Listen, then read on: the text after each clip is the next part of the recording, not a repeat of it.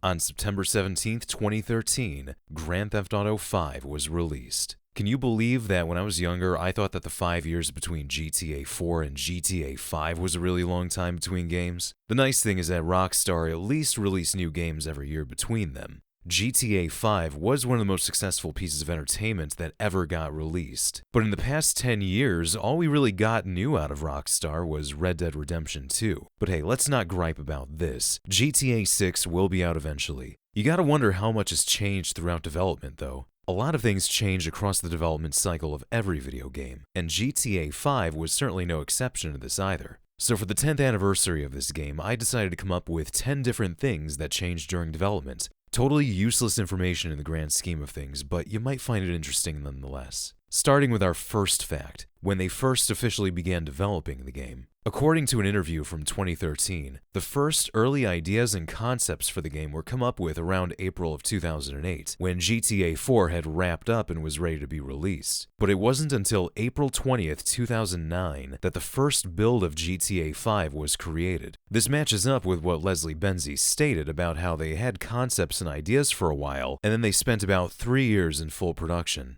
They didn't mention the date in the interview, so you might be wondering, how do I know the exact date that the build was completed on?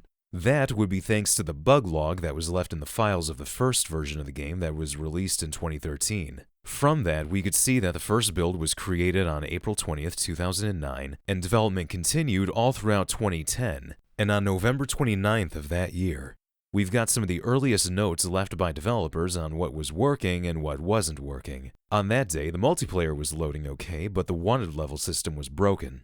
For our second fact, it seems that early on in development, the game was very noticeably being built off of what they had in place in GTA 4, and a lot of assets were being reused. We can see this in the first trailer. The cop car is pretty much the same model that it was in GTA 4, the only thing that's different is the light bar on top. This can't even be found in the final game either.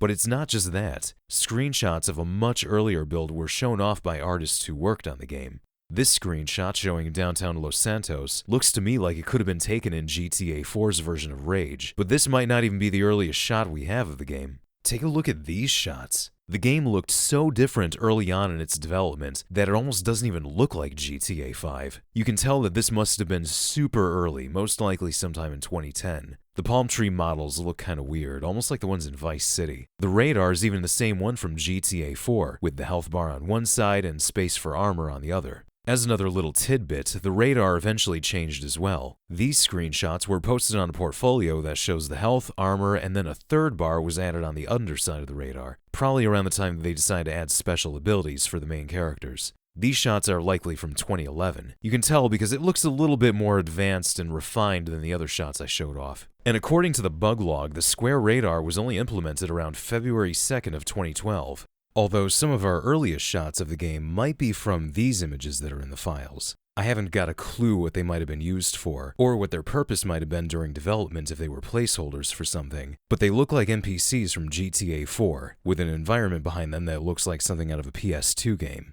Our third fact also comes from both the bug log and early screenshots that ended up on artist portfolios. Love it or hate it, GTA Online is a huge reason as to why this game continues to perform very well even to this day, and it's almost certainly having an influence on how Rockstar even handles GTA now. But for a long time during GTA 5's development, the multiplayer mode almost didn't turn out the way that it did. The bug log has a ton of references to something called Cops and Crooks, which you might remember as a multiplayer mode in GTA 4. It turns out that GTA 5's multiplayer was either being built similarly to GTA 4's where you would have different game modes, or maybe, and this is just speculation on my part, but maybe they were even building the game's entire multiplayer around this mode. These early screenshots of this original version of GTA 5's multiplayer seem to indicate as much. It looks like you would have been making a choice with your character at the start. You would either play as a criminal and join one of the many gangs around Los Santos, or you could choose to play as a police officer and join one of the law enforcement agencies in the game.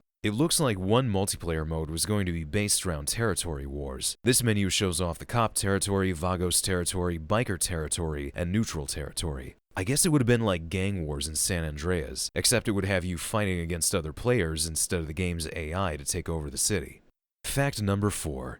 Since we're still going on about the map, I might as well mention that an earlier version of GTA 5's map was found in the game files, and this would be it. You know, compared to previous games, it doesn't feel like there were too many drastic changes between this and the final version. Yeah, a few street layouts changed, there's like an extra cul-de-sac in this neighborhood, a few more dirt roads in the oil fields. It might look like there was no Alamo Sea, but that was most likely just because they didn't feel the need to fill in that part of the map at this point. Still, I can't help but wonder if maybe there were even earlier concepts out there that differ from this. By the way, there's an unused police radio line that mentions a place called Majestic County. Dispatch to any available Majestic County unit. Attention all Majestic County units. This location isn't actually in the game, but I have a feeling that it's supposed to have been the GTA equivalent of Imperial County. Desert Shores in the Salton Sea are in Imperial County in real life, so I think instead of the entire countryside being called Blaine County, they were probably going to split it up, with the top half being Blaine County and the bottom half being Majestic County.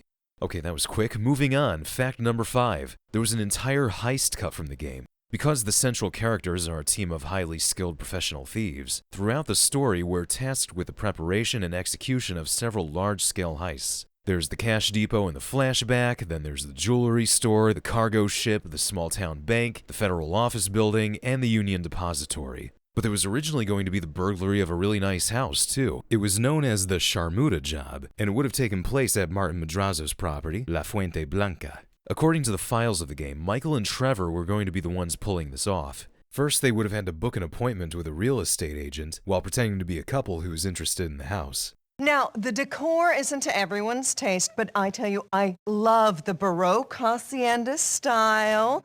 It's really making a comeback. Sweetie, if it's not Baroque, don't fix it. You're too cute. There would have been 3 separate approaches to this job. Option A was to sneak in at night and use stealth to quietly get away with what they had you taking. Option B was to dress up as mimes and storm the place during a party, taking the guests hostage and getting into a shootout while having to forcibly take everything. And option C was to dress up as clowns and show up to the party while performing tricks and stealing stuff while everyone's distracted. By the way, the goals of this heist were to take a safe out of the wall, kidnap Martin Madrazo's wife, and steal a horse. Yeah, that's right, a horse. Which leads us to fact number 6. Horses were cut from the game. We would have been stealing one from Madrazo during the cut robbery, and his property has a ranch for horses as well. They also likely would have been found elsewhere in the game, and players would have been able to ride them. There are a few unused lines of police radio chatter that indicate this. On a black horse, riding a brown horse, on a dark-colored horse, on a light-colored horse, on a white horse. Not sure why horses were cut, but an early model can still be seen on the in-game TV show Fame or Shame. Oh, and there's also cut lines from the 3 main characters that reference them running into horses with a car. You're heading to the glue factory. Somebody shoot him. Oh, sorry, Horsey. Your galloping days are over, my friend. Man, sorry, horse. My bad, pony. On the subject of the story, let's go to fact number 7. A casting call for a project called Rush was sent out in March of 2011, and people realized even back then that this was tied to Rockstar. As it turned out, Rush was just the codename for GTA 5. The characters also had completely different names, but like with the title that the game was given, these were also just placeholders to keep people from finding out too early about what was actually being made.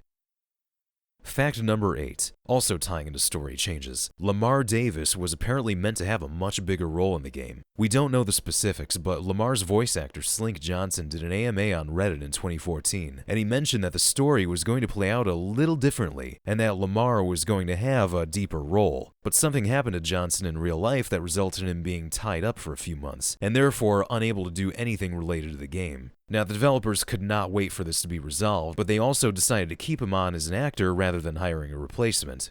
Besides the fact that it was likely too late in production for them to hire a new guy and have to go back and redo all the old lines, Johnson did a great job as Lamar, and it would be really hard to imagine anyone else playing him. So thankfully, they opted to keep him. It's just that he ended up with a reduced role in the story. Fact number 9. Story DLC was planned.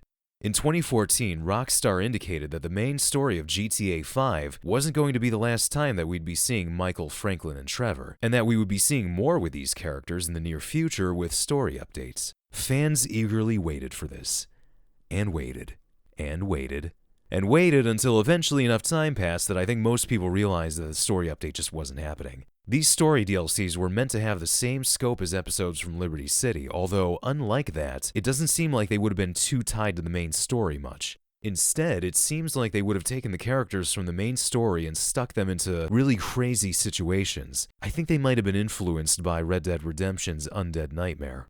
According to information that leaked several years ago, as well as information that was gained from data mining, there would have been a Zombie Apocalypse DLC featuring Franklin, an Alien Invasion DLC featuring Michael, and a Secret Agent DLC featuring Trevor. So yeah, the story DLC for GTA 5 was going to end up being some really crazy stuff, which is maybe not what a lot of people were expecting. I can just imagine if word about this leaked in 2014, people probably would have thought it was fake. But I think after the reception that Undead Nightmare had, Rockstar probably had fun coming up with different fantasy situations to stick these characters in, and wanted to keep that going. Unfortunately, it seems like the success of GTA Online and the amount of money that they were making from that made the idea of story DLC kind of obsolete from a business sense, especially considering how episodes from Liberty City didn't even perform that well, so they might have thought that there was no guarantee that GTA 5 story DLC would even do well either. Alright, here we go, fact number 10. Something you might actually find surprising, because I definitely did. According to the main cast, there was a limit on how many times they were allowed to swear in the game. Yeah, that's right. In a game that has probably thousands of swear words, many of them every other sentence, they still had to watch what they said. We learned of this through a Q&A that the main cast did at the MCM London Comic Con in 2018. The entire panel was uploaded by Rockstar Intel, and I've left a link to it in the description. Now, about the swear limit, Stephen Ogg pointed out how weird this is, considering that the game has a ton of violence, deaths, sexual content, drug use, etc., but they still had to be careful to not swear too much. I have no idea why this is a thing, and it's especially weird for Rockstar when you consider that pretty much every game they've made besides table tennis has at least a few swear words in it. My guess is that either somebody at Rockstar thought too much swearing would just come off as idiotic, which I don't get how when they even swear on the news broadcasts in the game, or this could have been some kind of limit or regulation from either the ESRB or maybe even Sony and Microsoft, but who knows. Anyway, that's about that. 10 facts, 10 years of GTA 5, hopefully not another 10 years of waiting for GTA 6, I doubt that. A lot of people think that game is actually going to be announced today, or at least sometime this week for the anniversary of GTA 5, but we shall see. Don't hold your breath on anything yet. We'll only know it's announced once it's been announced. Anyway, is there any fact that you found especially interesting? Anything else about GTA 5's development that you want to talk about? Make sure you leave a comment below, and thank you for watching.